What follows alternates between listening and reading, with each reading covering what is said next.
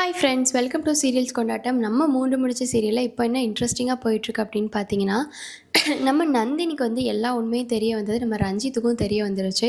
So Ranjith வந்து நந்தினிக்கிட்டே வந்து சவால் விட்டுட்டு போகிறாங்க. இந்த வீடியோ ஃபுல்லாக பார்த்தா தான் இந்த வீடியோக்கான ட்விஸ்ட் என்ன அப்படிங்கிறது உங்களுக்கு தெரியும்.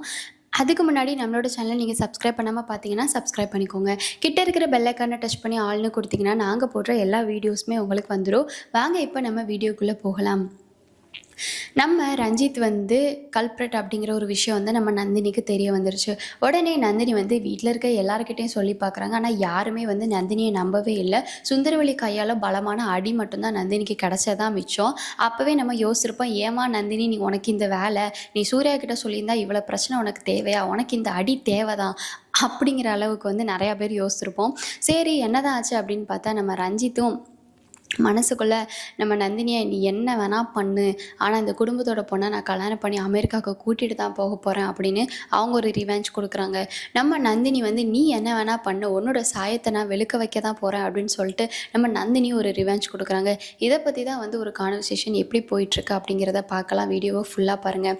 இந்த சீரியலில் யாரோட ஆக்டிங் உங்களுக்கு ரொம்ப பிடிக்கும் அப்படின்னு நினச்சிங்கன்னா, சூர்யா சார் உங்களுக்கு பிடிக்கும் அப்படின்னு நினச்சிங்கன்னா சூர்யா சூப்பர் அப்படின்னு சொல்லிட்டு கமெண்ட் பண்ணுங்கள். இல்லை நம்ம நந்தினியை பிடிக்கும் அப்படின்னு நினச்சிங்கன்னா நந்தினி சூப்பர் அப்படின்னு சொல்லிட்டு 2 கமெண்ட்டை தட்டி விடுங்க. ஸோ என்ன நடந்துச்சு அப்படின்னா, எப்பயும் போல் நம்ம நந்தினி வந்து கிச்சனில் வந்து சமைச்சிட்ருக்காங்க கல்யாண அண்ணன் கூட. அப்போ கல்யாண அண்ணன் ஏமா நந்தினி சோகமாக இருக்க, சோர்வாக இருக்க அப்படின்னு கேட்டோன்னே, இல்லை கல்யாண அண்ணா அப்படின்னு சொல்லிட்டு கல்யாண கிட்ட எல்லா விஷயத்தையும் நம்ம நந்தினி சொல்கிறாங்க. இல்லைண்ணா இப்படி ஆச்சு, ஒன்று மட்டும் நீங்கள் யோசிச்சிங்களா, எனக்கு யாருக்கிட்ட சொல்கிறதுன்னு தெரியல கல்யாணண்ணா, யாருக்கிட்ட சொன்னாலும் என்னை நம்ப மாட்டேங்கிறாங்க அப்படின்னு சொல்லிட்டு கேட்குறாங்க.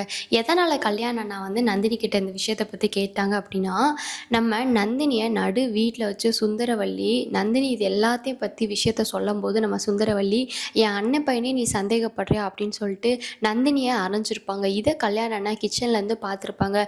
உடனே தான் வந்து கல்யாணண்ணா நந்தினி வரவுமே வந்து எதுக்குமா சோகம் இருக்க தாயே, நான் விஷயம் நடந்ததெல்லாம் கேட்டேன், ஆனால் எதுக்காக வந்து அம்மா உன்னை அடித்தாங்கன்னு தான் எனக்கு தெரியல, அண்ணன்கிட்ட சொல்ல மாட்டியாம்மா அப்படின்னு சொல்லிட்டு கேட்கவும், இல்லைண்ணா நான் உங்ககிட்ட சொல்லாமல் இருப்பேனா, நான் இப்போதைக்கு யார்கிட்ட சொல்ல வேண்டாம், இந்த விஷயத்தை நம்மளே ஹேண்டில் பண்ணிக்கலாம்னு நினச்சிட்டு தானே நான் சூர்யா அண்ணன்கிட்ட கூட சொல்லலை, ஆனால் நான் உங்ககிட்ட அந்த விஷயத்த சொல்கிறேன், ஆனால் இதுக்கப்புறம் இது என்ன ஆக போகுதுங்கிறது எனக்கு தெரியல, கண்டிப்பாக சுரேகம்மா கல்யாணத்தை நம்ம காப்பாற்றியே ஆகணும் அப்படின்னு சொல்லிட்டு நம்ம நந்தினி சொல்ல, நம்ம கல்யாணம் என்னம்மா ஆச்சு, என்ன ஆச்சு சொல்லு அப்படின்னு சொல்லிட்டு சொல்ல, நம்ம நந்தினி வந்து ஆமாண்ணா என்னாச்சுன்னா இந்த மாதிரி ரிமோட் கண்ட்ரோலில் காரில் வந்து கேமரா இருந்தது, அதுக்கப்புறம் வந்து ரஞ்சித் அந்த மோதிரத்துக்கு உங்களை சுற்றி சுற்றி வந்தது, நீங்கள் அன்றைக்கி நைட்டு படுத்துட்டு இருக்கும்போது ரஞ்சித் வந்து உங்கள் மோதிரத்தை கலட்டணுன்னு தானே அந்த கையிலலாம் எண்ணெயை போட்டு இவ்வளோ வேலை பார்த்தா அப்படின்னு சொல்லிட்டு எல்லா விஷயத்தையும் வந்து நம்ம நந்தினி வந்து கல்யாண அண்ணக்கிட்ட வந்து சொல்கிறாங்க.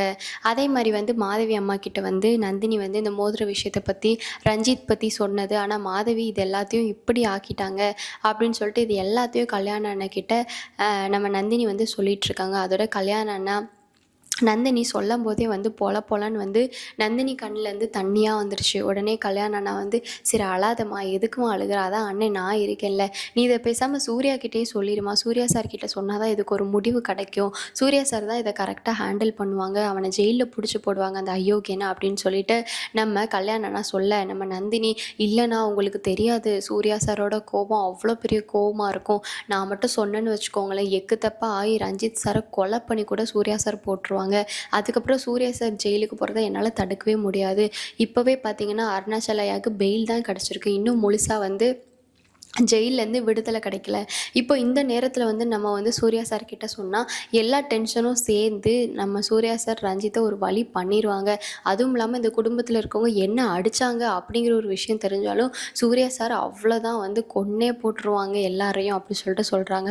உடனே கல்யாணம் ஆனாவும் என்ன தாயே நீ எப்போ பார்த்தாலும் இப்படி தான் இருக்க, இவ்வளோ பெரிய ஒரு விஷயம் நடந்தும் நீ வந்து இப்படியே தான் பண்ணிகிட்ருக்க, என்ன பண்ண நந்தினி சொல்லி தானே ஆகணும் அப்படின்னு சொன்னோன்னே, இல்லைண்ணா கருப்பசாமி கிட்ட வேண்டிக்கிறோம், அதுக்கு மேலே என்ன நடக்குதோ பார்த்துக்குவோம், கண்டிப்பாக கருப்பசாமி இதை ஹேண்டில் பண்ணுறதுக்கான பலத்தை எனக்கு கொடுப்பாருண்ணா அப்படின்னு சொல்லிட்டு நம்ம கல்யாணத்துக்கிட்ட நந்தினி வந்து பேசிகிட்ருக்காங்க.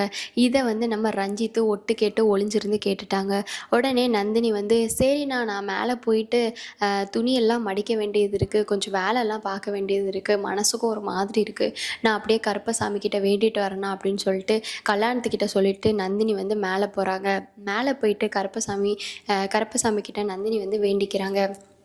கருப்பு, நீ வந்து எப்பயுமே எனக்கு நல்லது தான் கருப்பு பண்ண, நான் எப்படியாச்சும் இந்த பாவி பயலோட சாயத்தை நான் வெளுக்க வைக்கணும், இந்த வீட்டில் இருக்கவங்க யாருமே என்னை நம்ப மாட்டேங்கிறாங்க, இதை என்னால் சூர்யா சார்கிட்டையும் சொல்ல முடியாது, நான் என்ன பண்ணுறது ஏது பண்ணுறது எனக்கு தெரியல கருப்பு, எனக்கு ஒரு பலத்தை கொடு, எனக்கு இந்த விஷயத்தை வந்து சமாளிக்கிறதுக்கான அறிவை கொடு அப்படின்னு சொல்லிட்டு கருப்பசாமி கிட்ட நந்தினி வேண்டிக்கிறாங்க.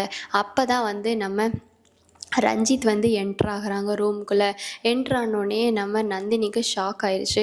ஷாக் ஆன நம்ம நந்தினி, எதுக்காக சார் இப்போ ரூமுக்குள்ளே வரீங்க அப்படின்னு கேட்டோன்னே ரஞ்சித்து, இல்லை சிஸ்டர், நான் உங்களை ஏதாச்சும் பண்ணுவேன்னா ஆக மொத்தம் உங்களுக்கு இந்த விஷயம்லாம் தெரிஞ்சிருச்சு அப்படி தானே அப்படி சொல்லிட்டு கேட்டோன்னே, நீ தான் அயோக்கியன்னு எனக்கு நல்லாவே தெரியும், உன்னை எப்படி இருந்தாலும் உன்னோட சாயத்தை நான் வெளுக்க வைக்க தான் போகிறேன் அப்படின்னு சொன்னோடனே, ஓ அப்படியா சிஸ்டர், நான் வந்து காலேஜ் முடித்து ஹானர் டிகிரி எல்லாம் முடிச்சு எனக்கு இல்லாத அறிவு உனக்கு வந்துருமா, நீ ஒரு ஆஃப்டர் ஆல் ஒரு வேலைக்காரி, உனக்கு எப்படி இவ்வளோ அறிவு வரும், இங்கே பாரு, நீ வேணா என்ன வேணா நான் சந்தேகப்படலாம், ஆமாடி அந்த மோதிரம் என்னோட தான், இப்போ உன்னால் என்ன பண்ண முடியும், நீ எப்படி இந்த வீட்டில் போய் ப்ரூவ் பண்ண போகிற, சூர்யா கிட்ட நீ சொல்லிடுவியா, சூர்யா கிட்ட சொன்னால் என்ன நடக்கும்னு தெரியும்ல, அது உனக்கு தெரியும், நீ இந்த குடும்பத்து மேலே அன்பு மரியாதை பாசம் எல்லாம் வச்சுருக்கேன்னு எனக்கு தெரியும், அதே மாதிரி சூர்யாவோட உயிரும் உனக்கு முக்கியம்னு தெரியும், நீ சூர்யா கிட்ட இந்த விஷயத்த சொன்னனா சூர்யாவை உன்னை கொலை பண்ணுறதுக்கு முன்னாடியே நான் சூர்யாவை கொலை பண்ணி தூக்கி போட்டுருவேன் அப்படின்னு சொல்லிட்டு சொல்ல, நம்ம நந்தினி வந்து சி நீ மூடுறா, நீ வந்து என்னை மிரட்டுற அளவுக்கு நீ இதாகிட்டியா, சூர்யா சார்கிட்ட நான் சொல்லாமல் இருக்கிறது ஒன்றும் சூர்யா சாருக்கு ஏதோ ஒன்று ஆயிரும், இல்லை எனக்கு ஏதோ ஒன்று ஆயிருங்கிற பயத்தில் இல்லை, உனக்கு ஏதாச்சும் ஆயிரும் அப்படிங்கிற ஒரு பயத்தில் மட்டும்தான் நான் சூர்யா சார்கிட்ட சொல்லாமலே இருந்து இந்த மாதவி அம்மாட்ட போய் சொன்னேன். ஆனால் அந்த மாதவி அம்மா என்ன சீக்கிரட்டாக வச்சுக்கணும் உங்கள் எல்லாருக்கிட்டையும் சொல்லி என்ன தப்பாக தான் இந்த ஃபேமிலி எப்பயுமே நினைப்பீங்க, அது எனக்கு தெரிஞ்சது தானே, ஆனாலும் நான் ஒன்றும் அசர போகிறது கிடையாது, உன்னோட சாயத்தை நான் வெளுக்க வைக்க தான் போகிறேன், நீ அதை பார்க்க தான் போகிற, உன்னை ஓட அமெரிக்காவுக்கு அனுப்பலை, என் பேர் நந்தினி இல்லை அப்படின்னு சொல்ல நம்ம ரஞ்சித்து, ஓ நீ அந்த பிளானை பண்ணுறதுக்கு முன்னாடி இந்த கல்யாணத்துக்கு முன்னாடியே ஹேமாக்கு என்ன நடந்துச்சோ அதே தான் உனக்கு நடக்கும்னு சொன்னோடனே நந்தினி, நான் அப்போவே சந்தேகப்பட்டேன்டா, இவ்வளோ நேரம் கூட ஹேமா பற்றின விஷயங்கள் எனக்கு இருந்துச்சு உன் மேலே சந்தேகம், ஆனால் நான் கன்ஃபார்ம் பண்ணாமல் தான் இருந்தேன், ஆனால் இப்போ தான் தெரியுது ஹேமாவோட கொலைக்கும் உனக்கும் சம்மந்தம் இருக்குன்னு, எப்படி நீ இவ்வளோ நாள் தப்பிப்ப, கண்டிப்பாக அந்த காணாமல் போன செருப்புக்கு காரணமும் நீயாக தான் இருந்திருப்ப, நீ தான் அந்த செருப்பை வந்து ஒளிச்சு வச்சிருப்ப, எனக்கு நல்லாவே தெரியுது அப்படி சொல்லிட்டு சொன்னோடனே, ஆமாடி ஹேமாவோட கொலைக்கும் நான் தான் காரணம், ஹேமாவும் இப்படி தான் என்னை காட்டி கொடுக்கணும்னு முயற்சி பண்ணப்பயே அவளை நான் ரேப் பண்ணி கொன்னுட்டேன், இப்போ நீயும் அதே தான் பண்ணிகிட்ருக்க, உன்னை நான் கொலை பண்ணணுன்னு யோசிப்பேனா நந்தினி, உன்னை கொலை பண்ணுவேன், நீ எதுக்கு மேலே ஏதாச்சும் பண்ணால் உன்னை கண்டிப்பாக கொலை பண்ணுவேன் அப்படின்னு சொல்லிடுறாங்க. இதுக்கப்புறம் இந்த சீரியலில் என்ன நடக்க போகுது அப்படின்னு தெரிஞ்சுன்னா கமெண்ட்ஸ் மூலமாக ஷேர் பண்ணுங்கள். இந்த வீடியோ உங்களுக்கு பிடிச்சிருந்துச்சுன்னா லைக் பண்ணுங்கள். அந்த நெக்ஸ்ட் வீடியோவில் பார்க்கலாம். டடா.